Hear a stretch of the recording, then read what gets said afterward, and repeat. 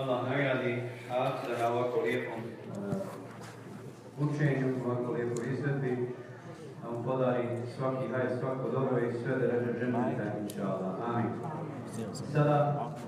Sada dolazi naš, kako smo ga nazvali, specijalni glavni gost, dr. Senad Efendija Agić, koji će nam se obratiti i održati predavanje. Pa, bujrum, Senad Efendija.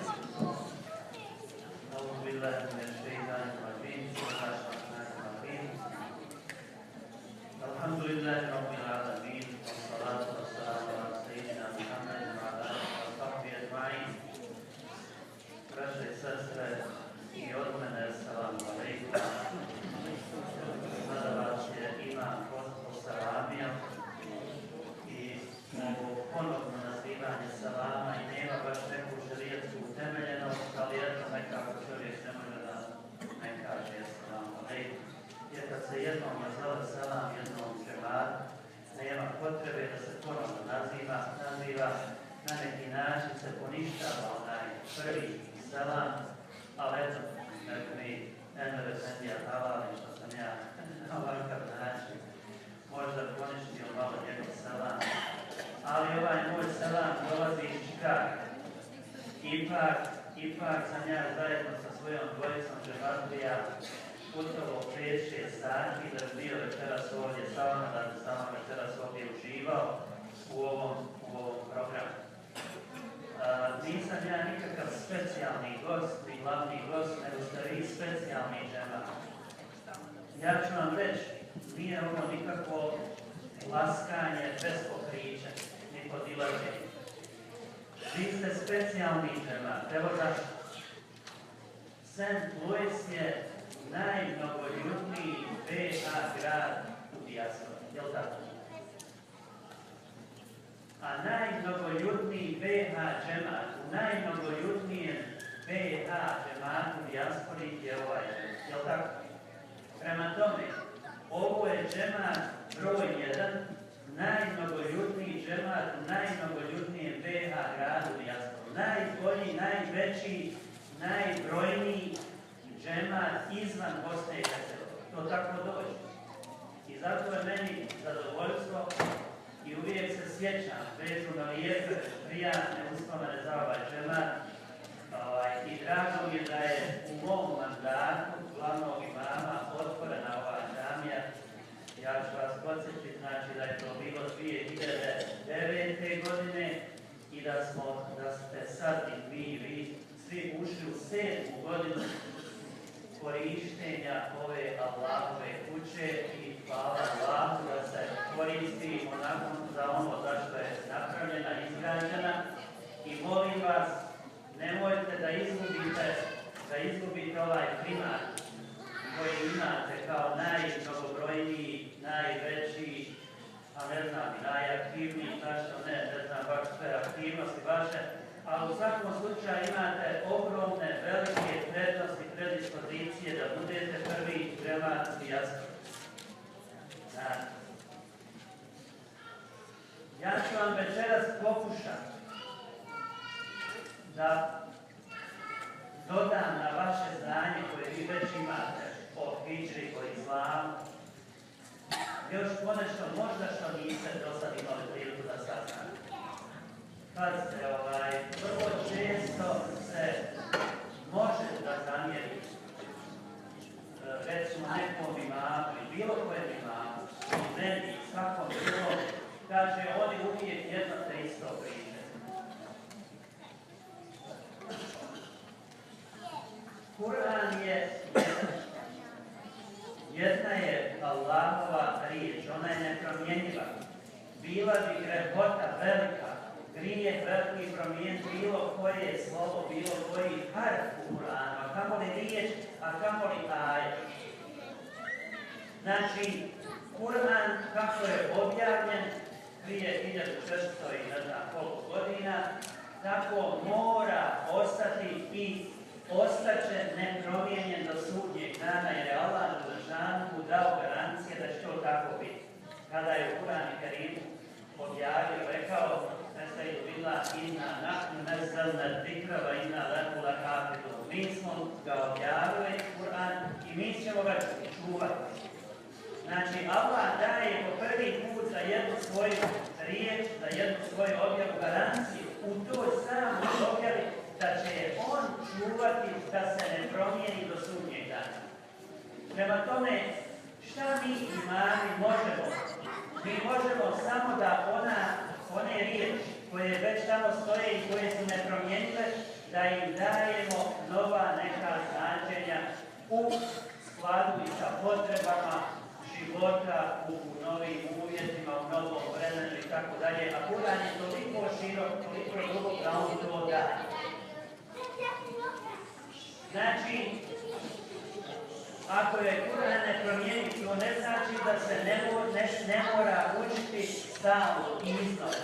Što više učiti Kur'an, što više čitati prevod Kur'ana, jer svako čitanje, novo čitanje Kur'ana, uvijek vam se otkrivaju nova značenja. Kada mi se podsjećamo svake godine na hidžru, na novu godinu, braćo i sestre, ako vi to iskreno proslavljate, ako iskreno obilježavate, ako iskreno razmišljate o porukama hidžre, Allah će vama i sa imamom i bez imama otvoriti neka nova značenja tog događaja. Tako da nijedna hidžra, nijedno obilježavanje hidžre nije isto za ono ko želi da mu to ne bude isto.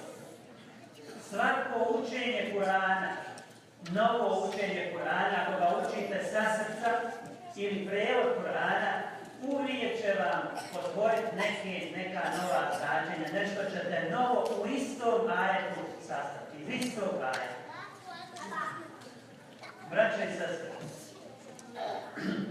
ova večerašnja svečanost, ovaj večerašnji program nije se mogao zakazati u bolje vrijeme.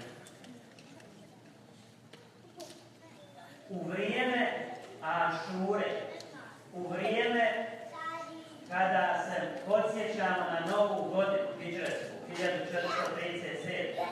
U vrijeme kada smo dužni da se podsjetimo na hidžru i poruke hidžre.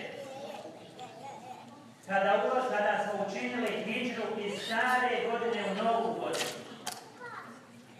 Da se podsjetimo šta je to hidžra. Ja ću vam pokušati večeras dati neka možda nova saznanja, neke nove informacije vezane za hidžru. Pa molim vas da saslušate kako moguće. Želim da odete večeras barem za jednu novu stvar obogatiti.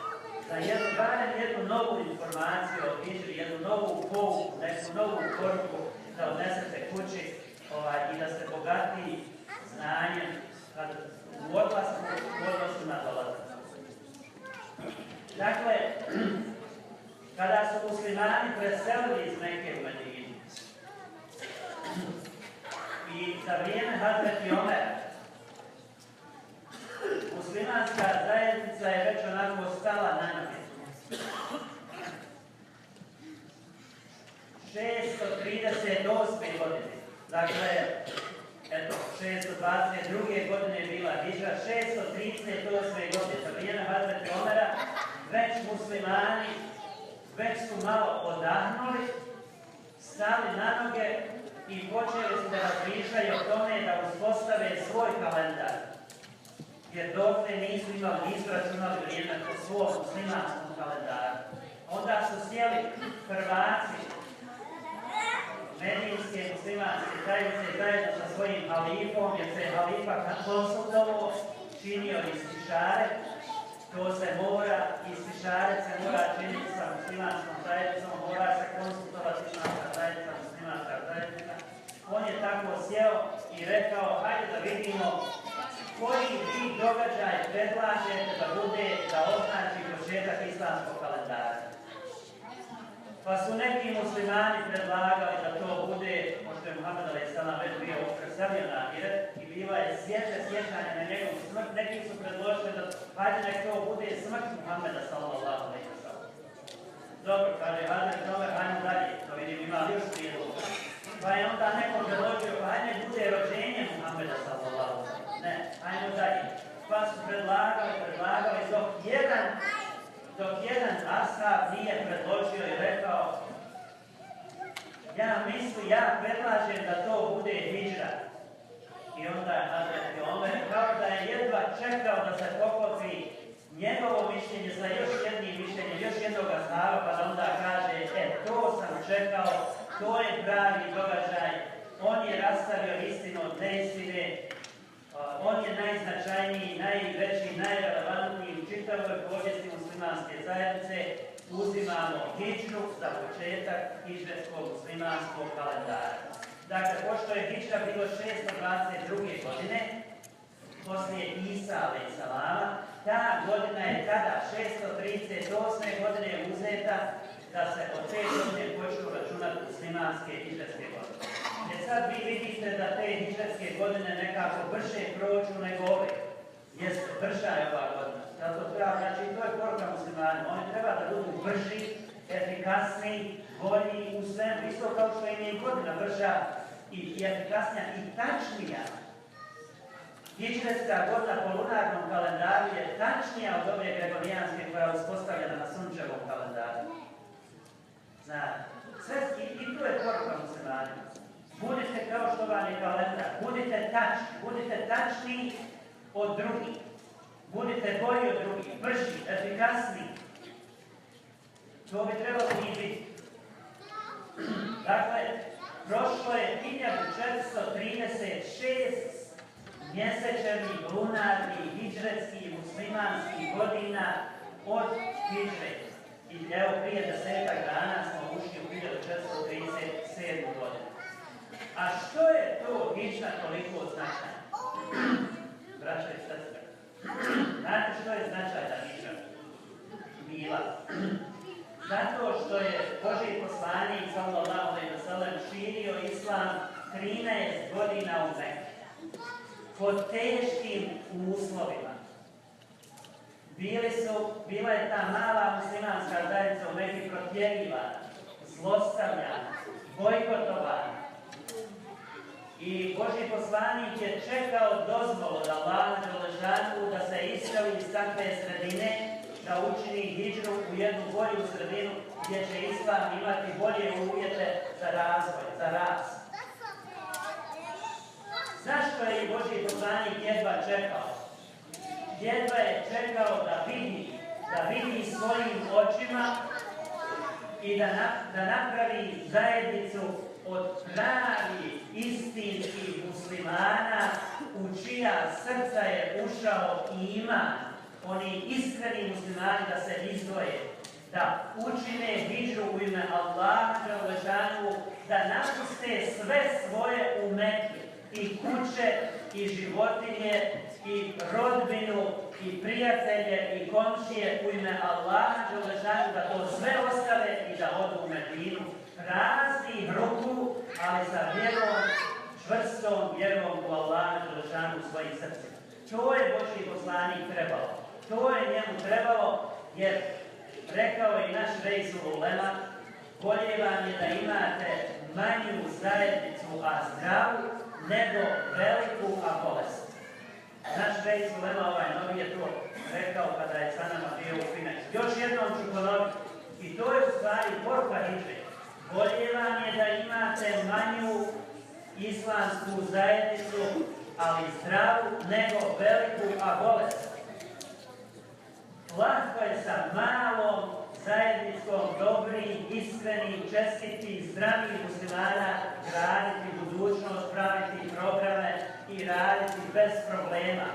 Nego je problem kada u toj zajednici imate, recimo, munafika, dvoličnjaka, koji su tu da smetaju, da se nameću, da propituju, da kritikuju, a da ništa ne rade. I Božji poslanik je tada, kada je preselio iz Mekke u Medinu, tada je u stvari započeo pravi rast islama. Sad, nemamo mi puno vremena da sad ovim nekim pojedinostima razgovaramo, da sada pređemo na Ašura. Šta je Ašura? Ovo jučer što je bio 10. dan Muharrema. 10. Muharrem.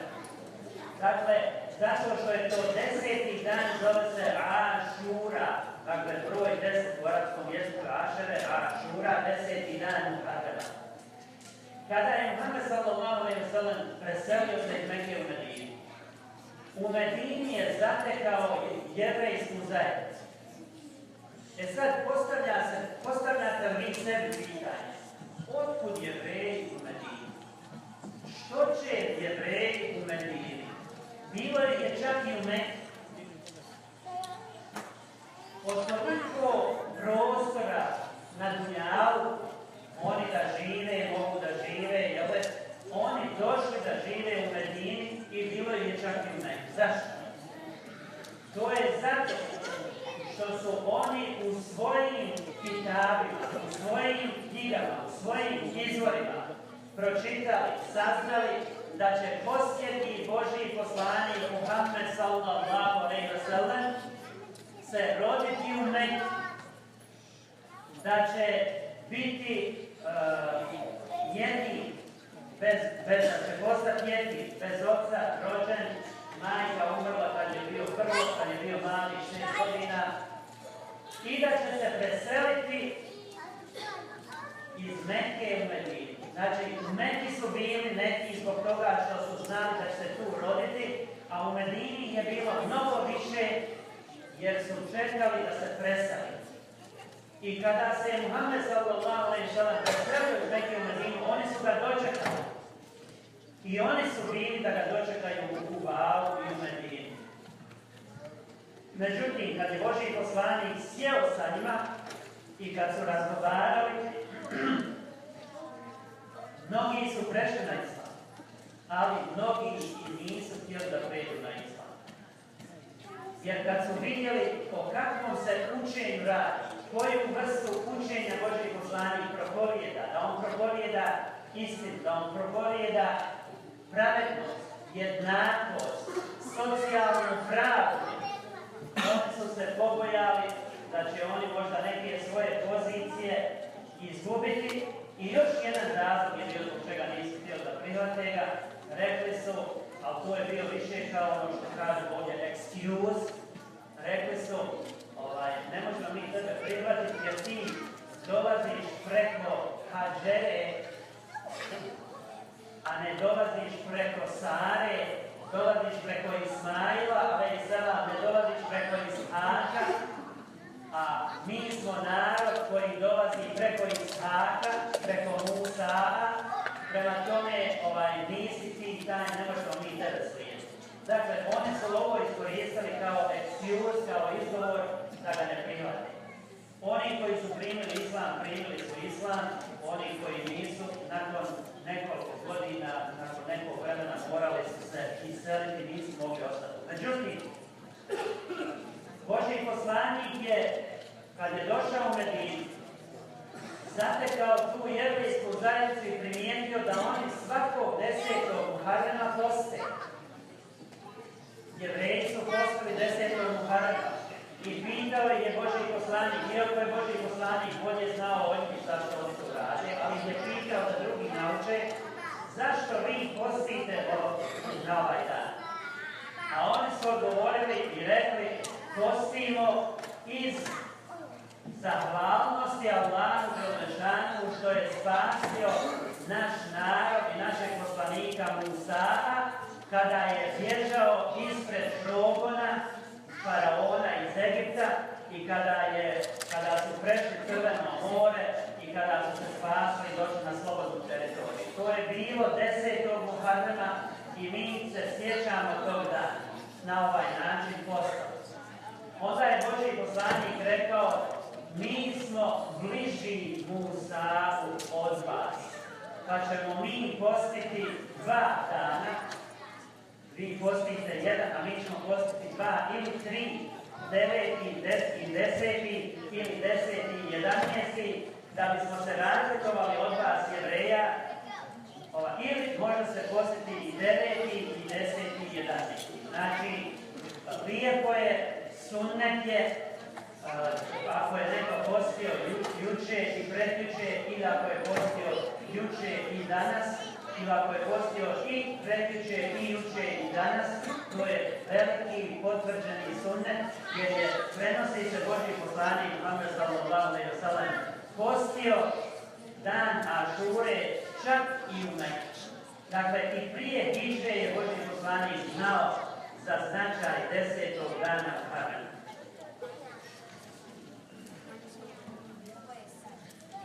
Sada idemo zakratko na taj događaj koji se je zbio kada je Musa alejselam, kada je bježao ispred faraona.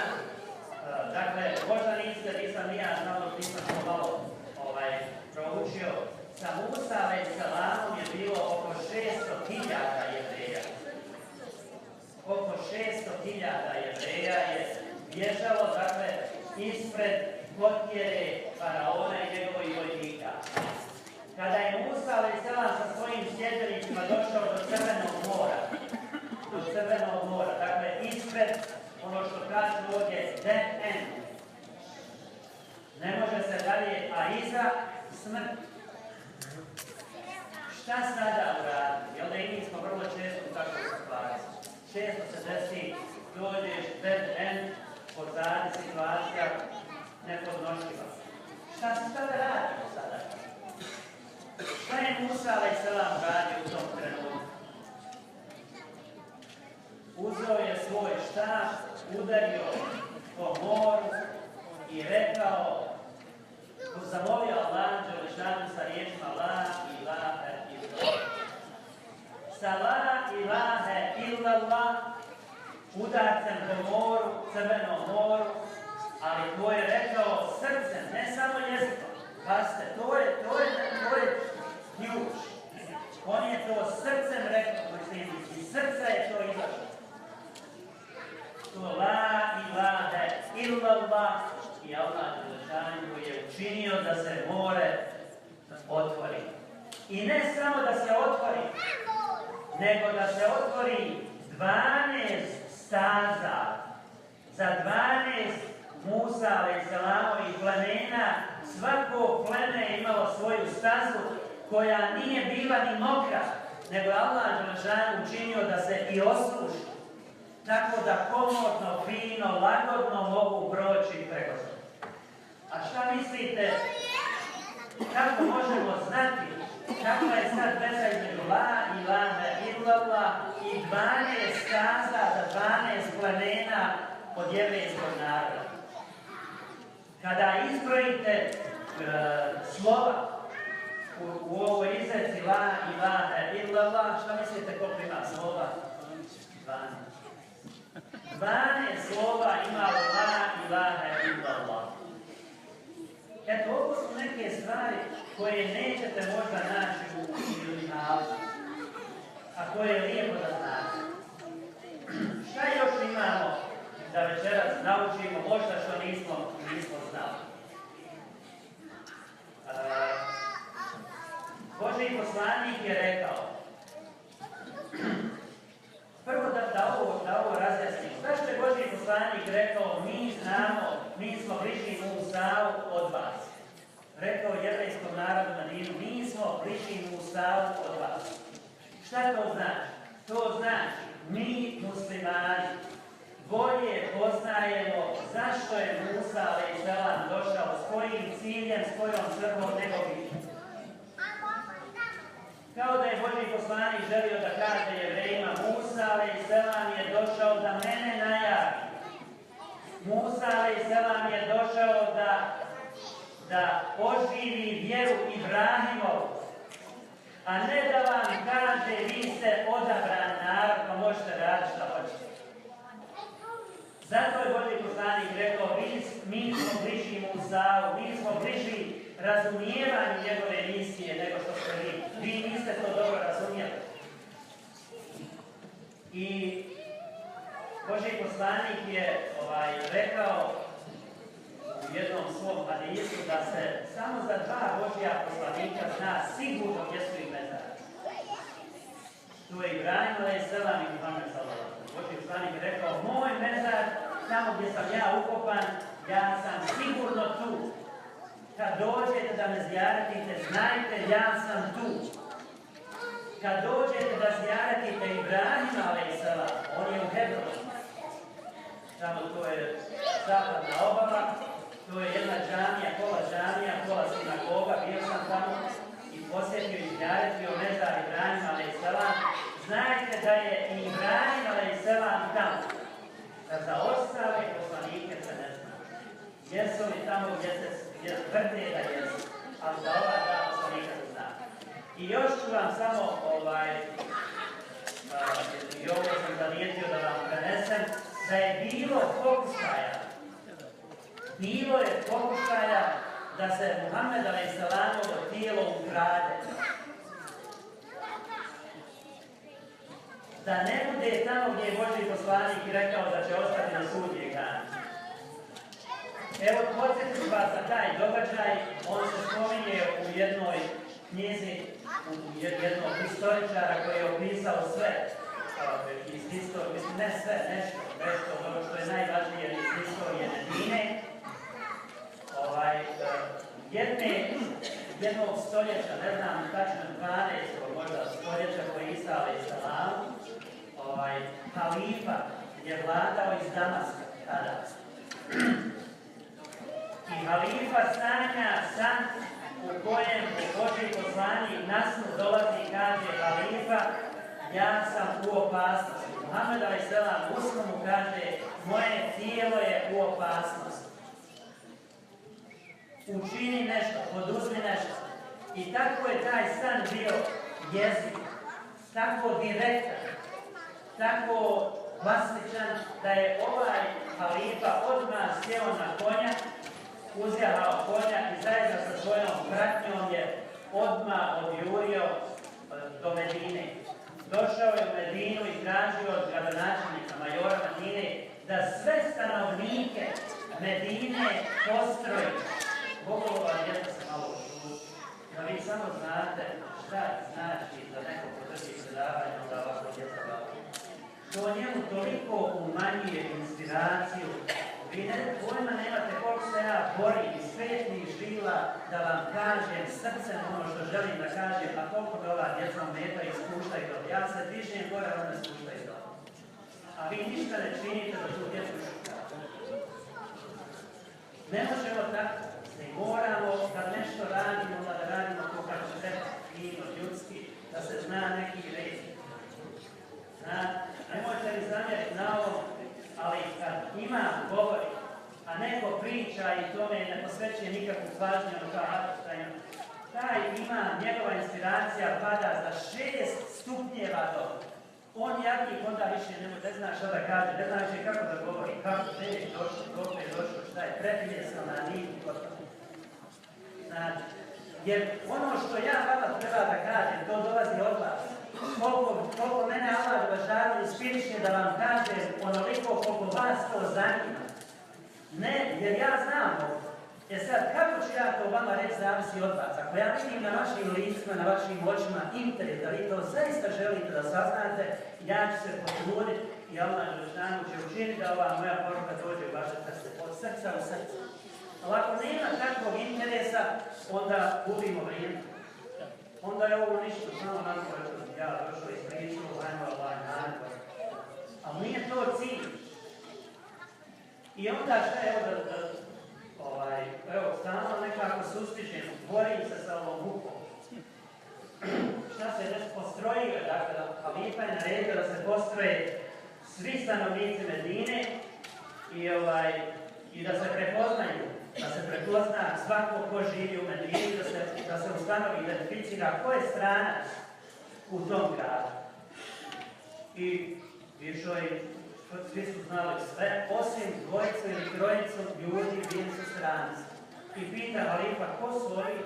Kaže, oni su nam rekli da su došli iz Maroka, da su muslimani, a nisu bili muslimani, su bili Jevreji, neprijatelji islama. Kaže, jer oni su nama rekli da su došli iz Maroka da obave hađ. Pa su došli ovdje da se pripremi u Medini, da provedu 2-3 mjeseca ovdje u Medini, onda će obaviti hađ. Kad halifa tamo malo još dalje to se ispita, kad oni uopće nisu muslimani. Ovo je istiniti historijski događaj, ovo nije čula kazao. ovo je u historijskim knjigama. Kad oni trojica Jevreja došli iz Maroka, obukli se kao muslimani, kobajagi krenuli na hadž, došli u Medinu s namjerom da ukradu Muhameda a.s. tijelo i da ga odnesu u Maroku, tamo gdje su trebali da ga odnesu. I oni su došli tu i rentali, pošto je u to vrijeme kuće za rentanje su bile vrlo blizu Muhameda a.s. džamije gdje je Božji poslanik ukopan. I otišli su, onda je halifa tražio, hajde da vidimo tamo gdje oni to stanuju, da pregledamo njihov stan, gdje stanuju. Otišli su tamo i tamo su vidjeli u stan rupa i tunel ispod ide prokopan tunel, kopali tunel, vadili zemlju i išli tim tunelom u pravcu Muhameda a.s. tijela ispod, da dođu ispod, odozdo do poslanikovog tijela, da ga uzmu, da ga ukradu i da ga odnesu i da kažu nije Muhammed a.s. tamo. I onda naravno halifa je kaznio smrću i naredio je da se tada optoči olov sa svih strana Muhammed a.s. mezar, tako da više nikada niko u budućnosti neće biti u stanju da ukrade, da priđe do tijela Božjeg poslanika ni sa jedne strane. Bilo je još nekih pokušaja, ali ako Bog da inšala drugom prilikom, krađe poslanikovog tijela ili oskrnavljenja poslanikovog turbeta. Bilo je takvih pokušaja, ali Allah Đelešanu svaki takav pokušaj osujetio i kaznio. Molim Allah Đelešanu da nam usapuli ovo večerašnje druženje, čestitam Zremanku, čestitam imamu, odboru, što ste upriličili ovo večeras, ovakvu jednu lijepu svečanost. Ovo se mi sjećamo večeras hidžre, kultura sjećanja. Bez kulture sjećanja nema kulture življenja. Bez kulture sjećanja nema kulture življenja. Hvala Allahu Đelešanu da se mi sjećamo pravih istinskih događaja i što oni oblikuju našu kulturu življenja. Samo uporedite, šta oblikuje ovdje jednom Amerikancu kulturu življenja? Halloween. Šta je Halloween? Svake godine se oblače, to je kultura življenja. Znači, čuvajte islam i čuvajte ovo, sjećajte se svake godine svi ovih događaja, neka to oblikuje naš život. Amin. Allah nagradi sve na Efendiju na ovako lijepom nadahnutnom govoru. Kao što je on napomenuo na početku, dakle on je došao s ciljem da mi naučimo nešto i zaista smo večeras puno toga naučili. Alhamdulillah. Ali zamolio bi vas, dakle, i u budućnosti, to se nama uvijek dešava, nažalost, i uvijek moramo pominjati, uvijek moramo iste stvari govoriti i onda kažu, Efendije, hoće ovo ili hoće ono. Ali zaista trebamo povesti računa. Ove mi ljude trebamo ovako slušati. Ovo su ljudi koji su proveli čitav život svoj u nauci. Proveli su čitav život u pomoći našem narodu, istraživanju za naš narod i za svoju vjeru. Tako trebamo iskoristiti ove prilike kad nam već dođe ovakav gost i dobro da ga ugostimo. Ja se nadam da ćemo ispraviti to i da ćemo, inšallah, u svakom pogledu biti bolji i jači. Amin. Sad će nam Mesut Efendija pružiti jedno kraće ašere prije dove, a Eldin Efendija će nam pružiti, Eldin Efendija Suša će nam pružiti dovu. Na kraju, inšallah, da ćemo klanjati jaciju. Ja znam da je malo nestrpljenje, djeca su tu, imaju poklone i to. Klanjat ćemo jaciju odmrza i nakon toga ćemo podijeliti djeci paketića, mi ćemo... Sada dolazi